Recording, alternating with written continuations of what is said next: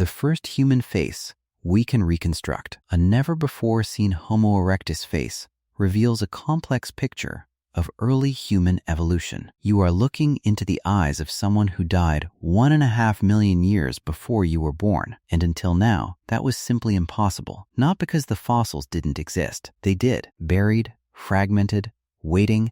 It was impossible because nobody had ever pieced enough of a Homo erectus skull together with enough precision to actually rebuild the face that once sat on top of it. Now someone has. And what stares back is not the brutish, half-formed caveman you were taught to imagine. It's something stranger, something closer to us than we're comfortable admitting. Let's start with the obvious question. Why does a face matter so much? Skeletons tell us about posture and locomotion. Teeth tell us about diet. But a face, a reconstructed face, does something none of that data can do. It collapses the distance between ancient hominin and person. When you see a jaw, a brow ridge, a nose, arranged the way they were arranged in life, you stop thinking about a specimen in a museum drawer and start thinking about an individual who woke up hungry, who flinched at pain, who looked at other members of its group and recognized them. That's the psychological weight of this discovery, and it's why paleoanthropologists have chased facial reconstruction for over a century, mostly without the raw material to pull it off convincingly. Homo erectus is, in a lot of ways, the most important human ancestor you've probably never spent much time thinking about. Forget the branding. This wasn't some minor side branch. Homo erectus appeared in the fossil record roughly 2 million years ago, and depending on which population you're tracking, some lineages of this species may have persisted until less than 200,000 years ago. Do the math. That is one of the longest runs of any hominin species in the history of our genus, dwarfing the time Homo sapiens has been around by a wide margin. Whatever they were doing, it worked, and it worked for an extraordinarily long time. They were also, as far as we can tell, the first hominins to look proportionally like us. Longer legs, shorter arms, a body built for covering distance, not for swinging through trees. Homo erectus is widely credited as the first hominin species to leave Africa entirely, showing up in fossil sites across Georgia, Indonesia, and China. That is a staggering geographic spread for a creature with a brain roughly 2/3 the size of yours. They didn't have modern technology. They didn't have language as we understand it, at least not conclusively. And yet they walked out of one continent and colonized 3 others. To appreciate why a reconstruction like this is even possible, it helps to know how much of this species we have actually found. At a site called Dmanisi, in the country of Georgia, researchers uncovered a remarkable cluster of skulls, early members of this lineage who died at the very edge of Europe nearly 1.8 million years ago. And in Kenya, decades ago, paleoanthropologists unearthed one of the most complete early human skeletons ever found. A young individual often called Turkana Boy, who lived around 1.5 million years ago. Specimens like these give scientists something they almost never have with ancient hominins, enough real bone to rebuild not just a fragment, but a whole face with genuine confidence. So when a fossil skull attributed to this species turns up and it's complete enough or reconstructible enough to actually rebuild a face from, that's not a minor academic footnote. That's a chance to look directly at one of evolution's most successful experiments. Here's where it gets genuinely strange. The reconstructed face doesn't slot neatly into the story we've been telling ourselves. For decades,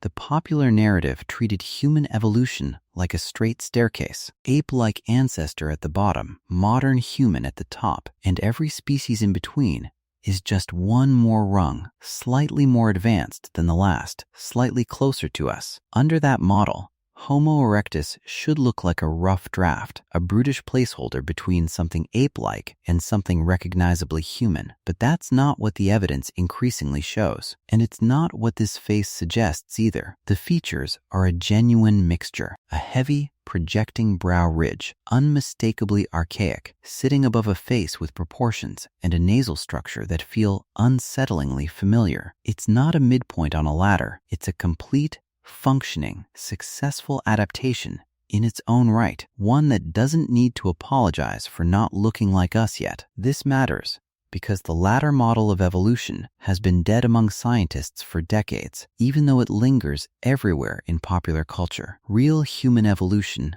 looks less like a staircase and more like a tangled bush, with multiple hominin species overlapping in time, sometimes in the same regions, sometimes interbreeding, mostly just living out their own separate evolutionary paths that had nothing to do with eventually producing us. Homo erectus wasn't trying to become Homo sapiens. It was solving its own problems in its own environment with its own suite of adaptations. And by the evidence of its lifespan as a species, it solved those problems better than almost anything that came after it, including, so far, us. And they were far from mindless. This is the species most associated with the Acheulean hand axe, the elegant, symmetrical, teardrop-shaped stone tool that stayed in use, remarkably, for well over 1 million years, one of the longest-lived designs in the entire human story. Many researchers also connect Homo erectus to some of the earliest controlled use of fire. A smaller brain, it turns out,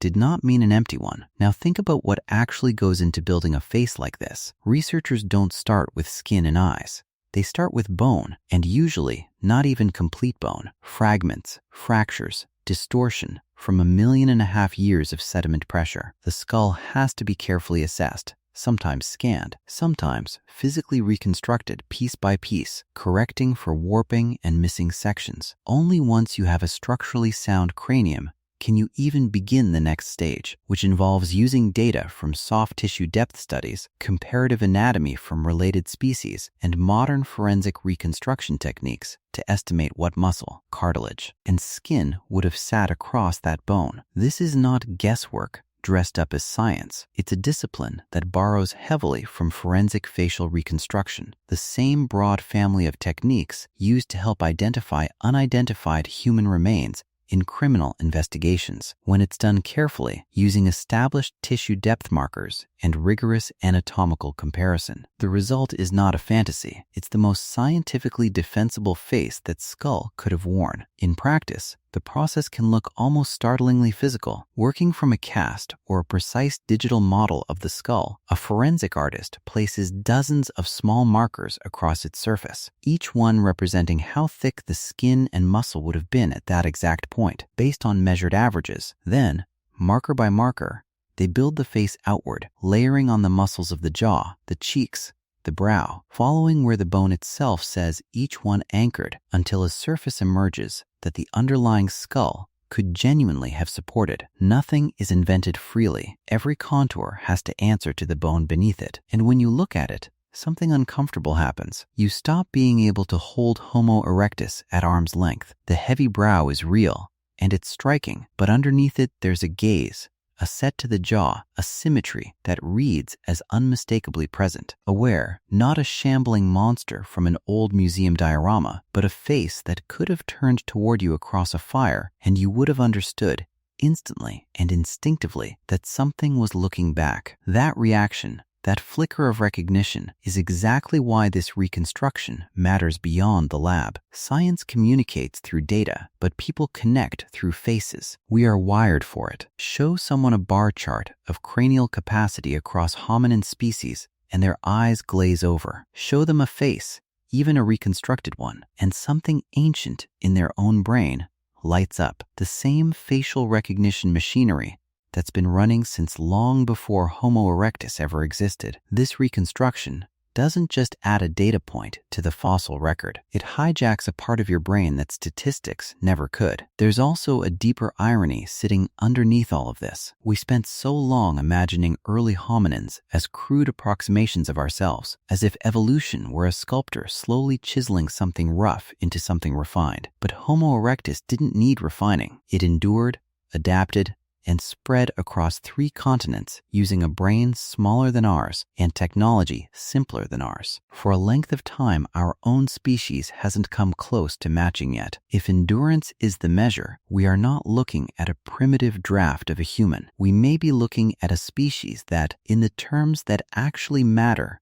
for evolutionary success outperformed us. So when this face was finally reconstructed, after a century of trying to give expression to bones that could never speak for themselves, it didn't just resolve into a picture, it resolved into a challenge to the tidy staircase version of human origins most of us grew up with, and a quiet reminder that the line between them and us was always blurrier than we wanted to believe. You started this not knowing what a hominin that walked the earth 1.5 million years ago actually looked like. Now you do. And the strange part isn't how different that face is from yours. It's how familiar it feels. That gaze crossing 1.5 million years to meet yours is the whole point. It was always going to be the closest thing to a mirror this science could offer. And now, for the first time, we finally get to look into it.